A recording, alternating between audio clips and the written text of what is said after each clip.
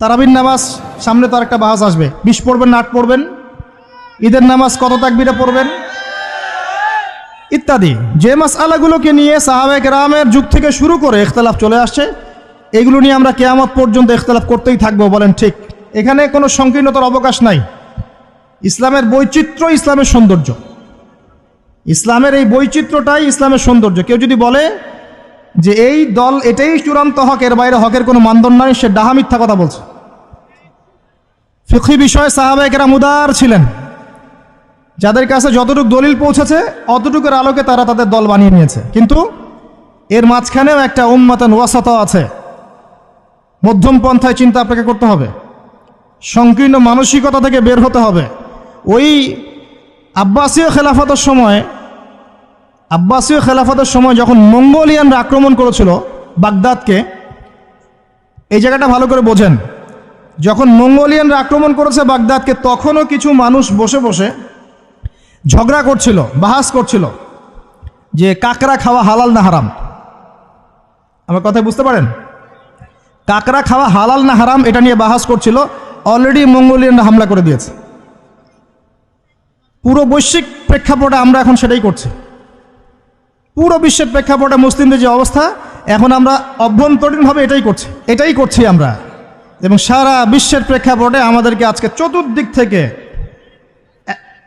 গলার মধ্যে রশি পেঁচিয়ে টান দেয়া হয়ে গেছে, খালি ফাঁসির কাজটা ঝোলা বাকি এখন আমাদের। উদাহরণটা এভাবে দিতে পারি আমি, যারা বোঝার তারা বুঝবেন ইনশাআল্লাহ। সমুদ্রের ধারে দাঁড়িয়েছেন কখনো? অনেকে দাঁড়িয়েছেন, ওখানে কিছু চোরাবালি থাকে, আছে চোরাবালি আছে। এই চোরাবালিতে কেউ যদি ডুবে যায়, দেখা যায় যে আস্তে আস্তে তার হাঁটু, তারপরে তার কোমর, তারপর বুক আস্তে আস্তে ডুবতে থাকে। আমাদের অবস্থাটা এখন এমন হয়েছে যে প্রথমে আমাদের উম্মাহ, এই দেহটা একটা চোরাবালিতে পড়েছিল, পরে তার প্রথমত টাকনু পর্যন্ত ডুবেছে। সে হাত পা ছোড়াছড়ি করছে, আমাকে বাঁচাও, আমাকে উঠাও।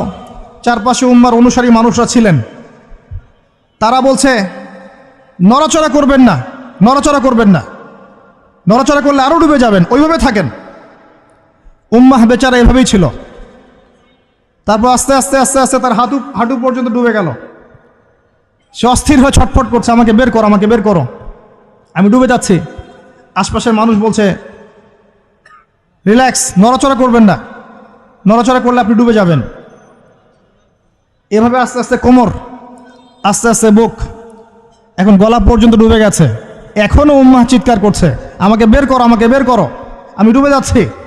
আশপাশের মুসলিমরা বলছে নড়াচড়া করতে যায় না, নড়াচড়া করতে যায় না, ওইটাও ডুবে যাবে।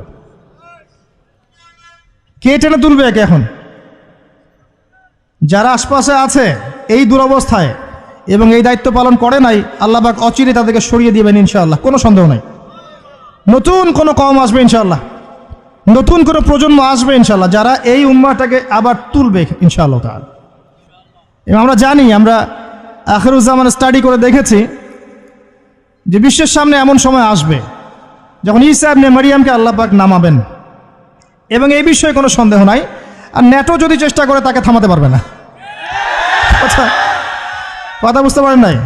পৃথিবীর কোনো শক্তি তাকে আটকাতে পারবে না। আল্লাহ পাক এটা বলে দিয়েছেন, সিরিয়ার দামেস্কের সাদা মিনারের উপরে 2 জন ফেরেশতার কাঁধে ভর করে ঈসা ইবনে মারইয়ামকে আল্লাহ পাক পাঠাবেন। হাদিসে এভাবে এসেছে, তার চুলগুলো ছিল ব্রাউন কালার এবং অনেক কাঁধ পর্যন্ত লম্বা। চুলগুলো দিয়ে টপ টপ করে পানি পড়তে থাকবে, দেখে মনে হবে মুক্তা ঝরে পড়ছে।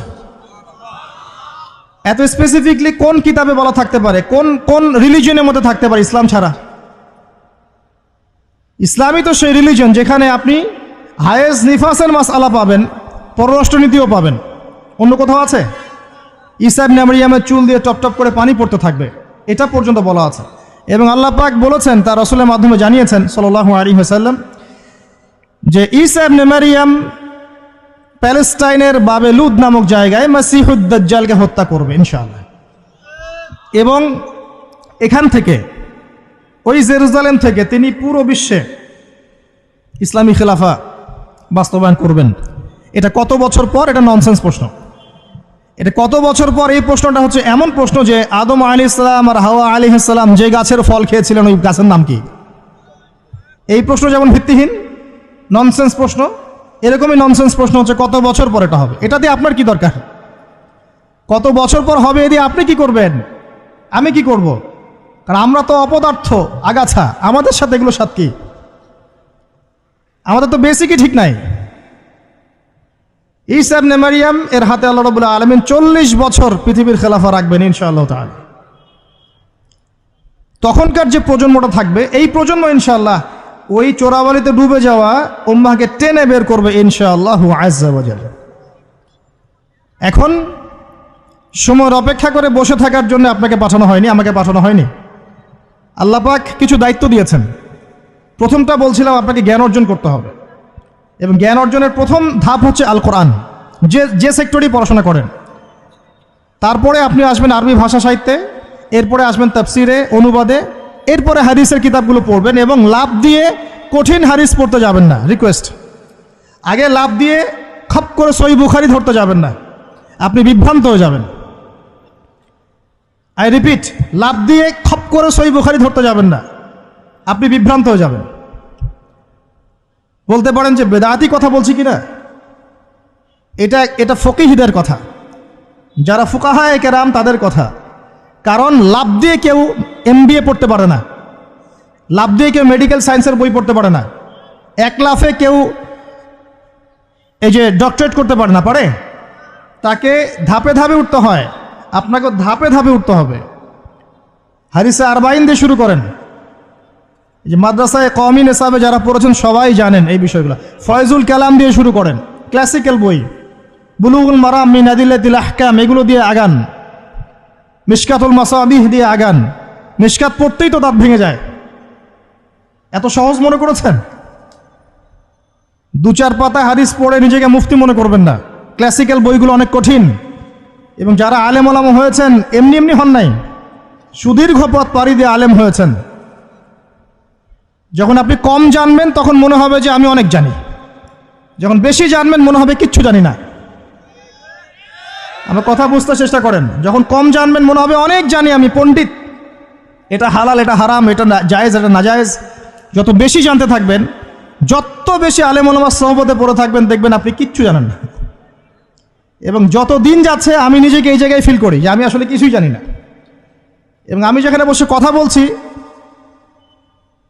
রাতের অন্ধকারে আমার কান্না আসে যে আমি যে এখানে বসে কথা বলছি, তাহলে উম্মার কি অবস্থা বোঝা আমার শেষ। কথা বুঝতে পারছেন না? এখানে বসা উচিত ছিল এমন মানুষের যাদের হাতে ইসলামের বিজয় হবে। সেখানে আমার মতো নগণ্য মানুষ বসে আছে, আর তার সাথে একটা ছবি তোলার জন্য মানুষ হুমড়ি খেয়ে পড়ছে। তাহলে চিন্তা করেন বাস্তবতা কি জিনিস। আল্লাহ পাক আমাদেরকে বুঝ দান করুক। প্রত্যেকটা ঘরে ঘরে একটা করে ইসমাইলের মতো ছেলে তৈরি করেন আলাইহিস সালাম। প্রত্যেকটা ঘরে ঘরে একটা ওমর এবং খালিদের মতো ছেলে তৈরি করেন। মারিয়াম, আয়েশা রাদিয়াল্লাহু আনহুমা তাদের মতো করে মেয়ে তৈরি করেন। আজকে থেকে 50 বছর পর একটা রেজাল্ট পাবেন ইনশাআল্লাহ। ইসলামের বিজয় হুট করে হবে না। আল্লাহ পাকের সিস্টেম, সুন্নাহ হচ্ছে আল্লাহ পাক হঠাৎ করে কিছু করেন না। রাত থেকে দিন হয়, ধীরে ধীরে হয়। দিন থেকে রাত হবে, ধীরে ধীরে হবে। ধাপ করে রাত হয় না, ধাপ করে দিন হয় না। আর আমরা এটা আশা করে বসে আছি যে ধাপ করে মনে হয় ইসলাম বিজয় হয়ে যাবে, জি না। ঈসা ইবনে মারইয়ামের সেই সময় আসতেও দেখবেন অনেক পর্যায়ে পার হবে। বিশ্ব এই অবস্থা থাকবে না, 1/3 মানুষই থাকবে না, ডেড। এবং কে জানে আগামী 10 বছর মধ্যে নাও থাকতে পারে, আল্লাহু আলাম। যা শুরু হয়েছে বিশ্বে, যারা আমাদেরকে হিউম্যানিটি শিখাতো, এক সময় মানবতা শিখাতো, এরাই দেখবেন এখন অমানবিক আচরণ করছে। এটা ওপেন সিক্রেট। যারা আমাদেরকে মানবতার ধ্বজাধারী হয়ে আমাদেরকে মানবতা শেখায়, আমরা যদি বাধ্য হয়ে কারো কাছে, বহির্বিশ্বের কাছে ঋণ চাই, আমাদেরকে নিয়ে ঠাট্টা মশকরা করে। আর এগুলো এখন সব মিডিয়াতে আসে, আমাদেরকে কিছু মনেই করে না। অ্যারোগেন্ট জাতি এই পশ্চিমারা। আল্লাহ পাক এমন কলিউশন লাগিয়ে দিবেন যে ওরা আপোষে মারামারি করে শেষ হয়ে যাবে, দেখে নিন। আল্লাহ পাক এমন কলিউশন লাগিয়ে দিবে যে পুরো ওই জায়গাটা ধসে যাবে। পৃথিবীর 3টা বড় বড় ভূমিকম্প বাকি আছে এখনো, তার মধ্যে একটা হবে পশ্চিমা বিশ্বে, আর একটা অবশ্য পূর্ব দিকে, যেখানে আমরাও থাকি। আরেকটা হচ্ছে আমাদের আমিরুল মুমিনিনদের দেশে, দুবাই আরব কন্টিনেন্ট, তারা আমাদের এখন আমিরুল মুমিনিন না? অনেক মানুষ তো তাই মনে করেন যে আরবিতে কথা বললেই আমিরুল মুমিনিন, কাবাঘর একটু ঘষা মাজা করলেই আমিরুল মুমিনিন। সুবহানাল্লাহ। আপনি এক চোখ দিয়ে দেখেছেন, আপনার ভিতরের চোখ অন্ধ। ইসরায়েল পুরো জায়গা ক্যাপচার করে ফেলবে অচিরেই ইনশাআল্লাহ তাআলা, নাকের ডগায় বসেই, এবং মুসলিমরা মেনেও নিবে সেগুলা, তার সাথে বন্ধুত্ব করে ফেলবে এবং সে ডমিনেট করবে পুরো আরব বিশ্বকে। চ্যালেঞ্জ করলাম, দেখে নিন ইনশাআল্লাহ তাআলা। আপনি এখন অন্ধ। ইমামুল মেহদি যখন আসবে তখন দেখবেন তার উপরেই চাপ সৃষ্টি করা হবে। ইমামুল মাহদিকে নিঃসন্দেহে সন্ত্রাসী বলা হবে যদি ওই সময় মিডিয়াগুলো থাকে, এবং মুসলিমরাই এগুলো ঢোল পিটাবে, দেখে নিয়েন। এক শ্রেণীর মুসলিম বের হয়ে যাবে তখনও, যখন বলবে যে ইমামুল মাহদি খারেজি, এটাও বলবে। অপেক্ষা করতে থাকেন, জ্ঞান অর্জন করেন প্রিয় ভাই। হাদিসের কিতাবের কথা বলছিলাম, আগে বড় জায়গায় যায়েন না, মিশকাত শেষ করেন, আস্তে আস্তে ইবনে মাজাহ যান, তিরমিজিতে যান, আবু দাউদ পড়েন, নাসাই পড়েন, পরে যান বুখারী মুসলিমে। তখন গিয়ে ইনশাআল্লাহ আপনি বুঝতে পারবেন। আর এই পড়াশোনা করবেন কোথায়? একা একা? বাজার থেকে যাব, পাবলিকেশন থেকে বই কিনবো, আরবি এবারত জবরজেট পেশ দিয়ে আছে, পড়বো, বাংলা অনুবাদ পড়বো, মুফতি হয়ে যাবো, তাই নাকি? শুকরান। কে বলেছেন কথাটা? শুকরান। ওস্তাদ লাগবে, ওস্তাদ লাগবে, ওস্তাদ। ওস্তাদ খুঁজতে গিয়ে সাম্প্রদায়িক হয় না যে আমি এই মাযহাব ফলো করি, এই মাযহাবের বাইরে কোনো ওস্তাদ নিব না, আমি এই দল করি, এই দলের বাইরে কোনো ওস্তাদ নিব না। তখন কি হবে? আপনি দলীয় সাম্প্রদায়িকতায় চলে যাবেন। আপনিও তখন মুকাল্লিদ হবেন। মানুষকে মুকাল্লিদ বলছেন, আপনি নিজেও তো মুকাল্লিদ।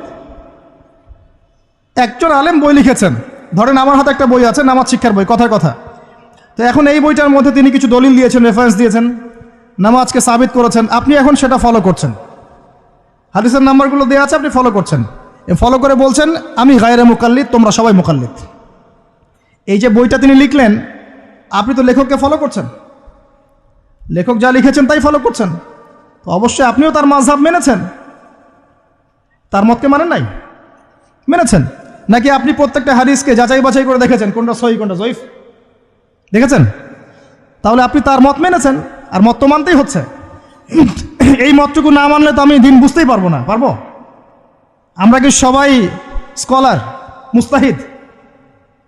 আমরা কি সবাই ইস্তেহাদ করার যোগ্যতা রাখি? তাহলে নিঃসন্দেহে এমন মানুষের কাছে যেতেই হবে যিনি ইস্তেহাদ করার যোগ্যতা রাখেন। তিনি যখন গবেষণা করে একটা ফতোয়া দিবেন, আমি সেই ফতোয়াটাকে সর্বোচ্চ আমার সাধ্যমতো মেলানোর চেষ্টা করতে পারি, এবং অন্যান্য আলেমদের কাছে শরণাপন্ন হতে পারি যে আপনারা এটার ব্যাপারে কি মত দিচ্ছেন। কিন্তু আমাকে তো সাধারণ মানুষ হিসেবে আলেম ওলামার কাছে যেতেই হচ্ছে এবং মাযহাব মানতেই হচ্ছে। বিষয়টা এমন নয় যে আমি সরাসরি কোরআন সুন্নাহকে মানতে পারি কি? কোরআন এবং সুন্নাহর প্রত্যেকটা জিনিস বোঝার সরাসরি যোগ্যতা আমার আছে? যদি না থাকে তাহলে মাধ্যম লাগে না? এই মাধ্যমটা কি নাজায়েজ? এই জায়গায় তো আমরা সমস্যায় ভুগছি। নিজে নিজে পণ্ডিত হয়ে যাই, আর নিজে নিজে বিভিন্ন দল উপদল খুলে বসে থাকি, মানুষকেও আহ্বান করতে থাকি, আর যে আমার আহ্বানে সাড়া দেয় না তাকে বলে দেয় তুমি খারেজি। আল্লাহ পাক আমাদেরকে বোঝার তৌফিক দান করুন।